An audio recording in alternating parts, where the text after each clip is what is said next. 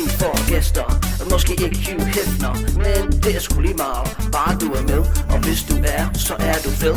Nej, du er fed. Hvad snakker du om? Det vil jeg faktisk ikke. Vil du ikke lige give mig et øjeblik, mens jeg danser til den er fremragende musik? Så kan vi måske lære noget nyt. Synonymer, anonymer, dem kan vi benytte. Du behøver ikke noget beskytning, og lad et sprog er ligesom sygning. Så lad os tage en billede den sproglige kage med grammatik på. Og hvis du ikke kan sige noget på grund af voice, så skal du lade være med at ryge den der. Lad os komme i gang,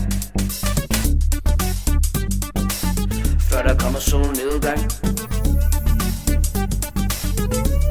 På DanishTube.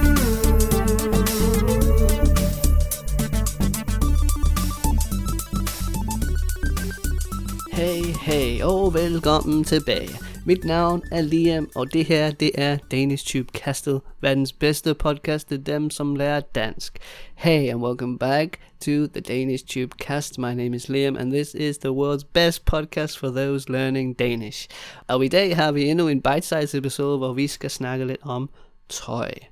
Today we have another bite-size episode where we're going to talk about clothing. So let's do just that. But first, I have a question for you. Jeg har et spørgsmål til jer. Og det spørgsmål er, and that question is, hvilken trend var Madonna en stor forbruger af? Haha. Hvilken trend var Madonna en stor forbruger af? Which trend was Madonna a big user of? Or consumer of, I think. Svaret kommer til sidst i episoden. The answer is coming at the end, so think about it. Think about what trend Madonna was super into back in the day, and how you might say that in Danish. DanishTube.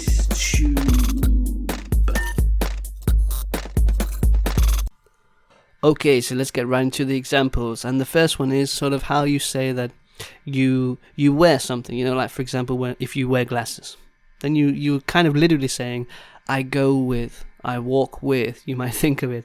For example, jeg går med briller. Jeg går med briller. Jeg går med briller. Maybe you never wear something, for example glasses. Jeg går aldrig med briller. Jeg går aldrig med briller.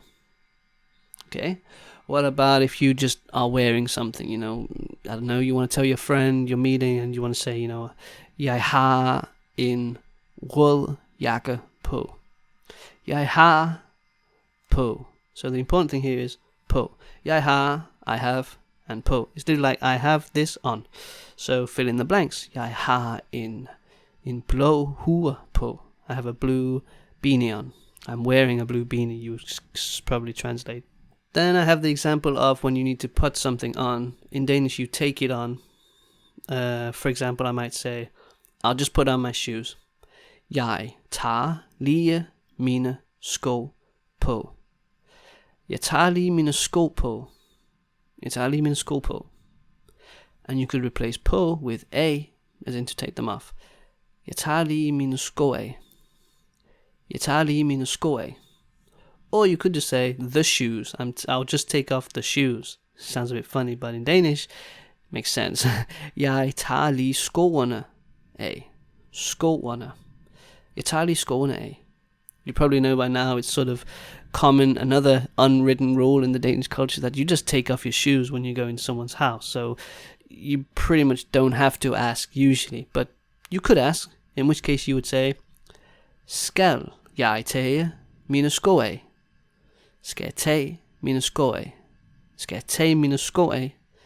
That's should I take off my shoes? Or again, you can replace my shoes with just the shoes. Skal jeg tage skoene af? Skal jeg tage skoene af? They'll probably reply, yeah, det må du gerne. Yes, you may.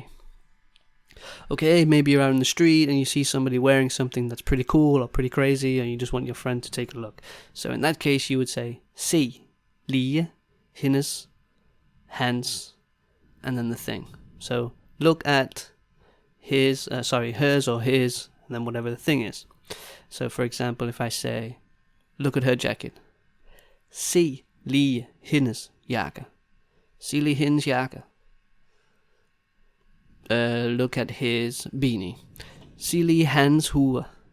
Se lige hans hue. It's kind of funny pointing across the street. Don't know if anybody ever does that, but whatever. Maybe you then want to tell somebody to put on their jacket, put on their shoes. In which case, again, we use tage and på or tage and a, but we would use it in the imperative. So we'll just lose the e, and it would sound just like tag. Tag din jakke på. It sound actually more like tag. Tag din jakke på. Tag dine sko på. Tag dine sko af. Tag dine sko på. Yeah, cool. Okay, then what about if you're talking about if something fits you, is the right size? So you might say, det passer perfekt. Det passer perfekt. And you might replace det with den, depending on what you're talking about. If it's en jakke, for example, you might say, den passer perfekt. Den passer perfekt. It fits perfectly. But there's not really sort of a big deal here. It can be det or den. Then it could be de if it was shoes, for example. De or trousers or pants or whatever, because it's a plural thing. So de passer perfekt. De passer perfekt. Or if they don't fit, de passer ikke. De passer ikke. De er for små, for example. De er for små. They're too small. Or de er for store. De er for store. They're too big. Again, if it was a singular thing, a t-shirt, you would say, den er for lille. Den er for stor. Den er for lille. Den er for stor. Notice lille and small, a little side note, is that lille is for single things, small is for plural things. Little and small. Yeah, then you might also talk about if something suits you, if it looks good on you. And the word for that would be klæder. Klæder. Klæder. Klæder. Det klæder dig. Det klæder dig. I recently gave a gift to one of my friends, basically my sister from another mother. I gave her a bracelet, and yes, I said this to her when she tried it on. Det klæder dig. Det klæder dig. Det gør det virkelig. It suits you. A few more things. Maybe you're in a store and you want to ask if they have a different size. Again, could be a shirt, for example. You might ask, har I denne i?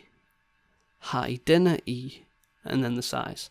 Notice again, I'm asking har I, as I did in a previous episode when we were in the supermarket, referring to you in plural, as in the store, the establishment. Har I denne i small? Har I denne i medium? Har I denne i large? So there you just use the English. It could be the shoes, which would be then plural. So instead of denne, har I denne, which means do you have this? You would place it with disse, which means these. Disse. Har I disse i 43? Maybe talking about shoe size, 43. Har I disse i 43? Cool. You might ask for a changing room, which is called et prøverum. Or et prøverum. Har I et prøverum? Prøverum. Har I et prøverum? Yeah, it's a difficult word, so you might want to avoid prøverum and just ask prøve, like må jeg prøve dem? Må jeg prøve den på?